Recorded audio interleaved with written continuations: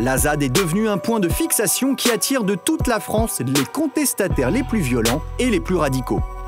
Le seul projet de ces zadistes, c'est de tout démolir pour prouver qu'ils existent. Au départ, tous ces gens prétendent bâtir un monde meilleur. Résultat, le campement ressemble à ça, ou encore à ça.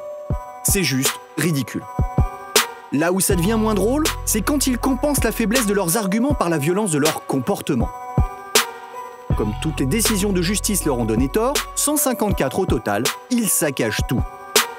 En février 2014, la manifestation des opposants à Notre-Dame-des-Landes a sombré dans le vandalisme. Et le plus consternant, c'est qu'au lieu de condamner la violence, les responsables de la manif ont préféré accuser la police. S'il y a des dérapages, ce ne sera pas de la faute de l'état d'esprit de l'organisation ni de ceux qui sont là, c'est qu'il y aura de la provocation policière. Ben voyons.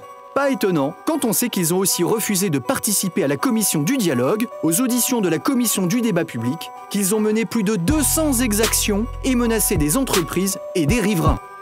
L'opposition, après avoir tenu des conférences de presse communes avec des zadistes, a aussi appelé officiellement au saccage et au sabotage. Résistance et sabotage! La démocratie a été remplacée par la violence. Devant tant de mauvaise foi, on comprend pourquoi il est si difficile de discuter sérieusement avec les opposants.